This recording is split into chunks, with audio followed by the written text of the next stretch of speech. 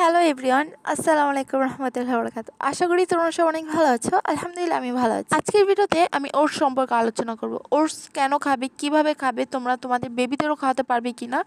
অনেকেই দেখা যায় যে ওটস খাওয়াতে চায় না, বাচ্চাদের ভয় পায় যে ওটস তো ডায়েটের ক্ষেত্রে খাওয়া হয়, তো বাচ্চাদের কেন ওটস খাওয়াবো। তো সব কিছু কিন্তু আজকের ভিডিওতে আলোচনা করব। তো সেই জন্য ভিডিওটা অবশ্যই শেষ পর্যন্ত দেখবে এবং ভালো লাগলে লাইক, কমেন্ট এবং সাবস্ক্রাইব করতে ভুলো না। তো চলো ইন্ট্রো দিয়ে ভিডিওটা শুরু করা যাক।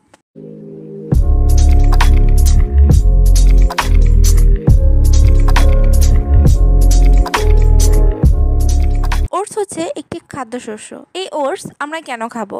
ওটসে রয়েছে আয়রন, ফাইবার, প্রোটিন এবং ভিটামিন বি।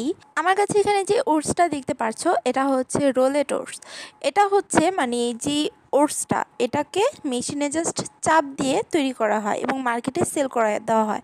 আর বেবি ওটস একটা পাওয়া যায়, বেবি ওটসটা হচ্ছে এইটাই সেম, জাস্ট ওটা ব্লেন্ডারে মিশানো থাকে, একদম মিক্স করা থাকে, যেটা তোমরা 1 চামচ বেবিদের গরম দুধে নিয়ে ডাইরেক্ট খাইয়ে দিতে পারো। আর আমার কাছে যে ওটসটা আছে এটা অনেকক্ষণ ধরে একটু সিদ্ধ দিয়ে তারপর রান্না করে খাওয়াতে হবে।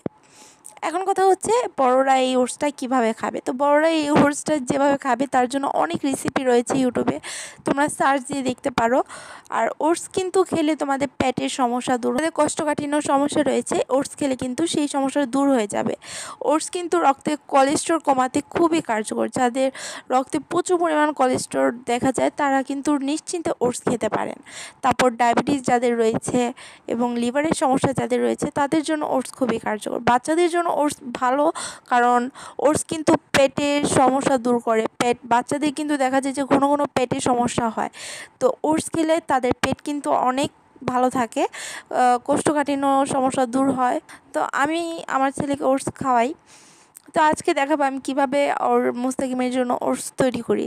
তো আমি এখানে ওটস নিয়ে নিচ্ছি, মুস্তাকিম আমাকে হেল্প করছে রান্না করার জন্য।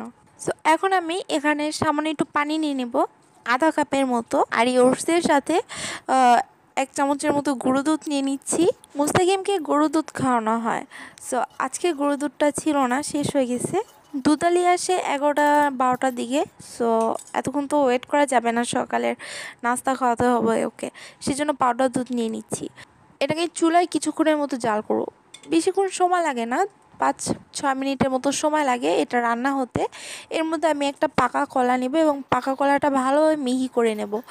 মিহি করার পর দেখতে পারছো ওটস কিন্তু রান্না হয়ে গেছে এখানে। তো এটাকে ঢেলে নেব, যেহেতু এক হাতে মোবাইল, এক হাতে আমার এগুলো সব করতে হচ্ছে, সেজন্য ভালো মতো দেখাতে পারছি না। আর এরকম ভিডিও আমি ফার্স্ট তোমাদের কাছে শেয়ার করছি। তো দেখতে পাচ্ছ সব কিছু মিক্স হয়ে গেছে। তো আমি এখানে মুস্তাকিমের এখানে চিনি ইউজ করছি না, আর ওকে আমি চিনি খাওয়াই না, তাল মিষ্টি খাওয়াই।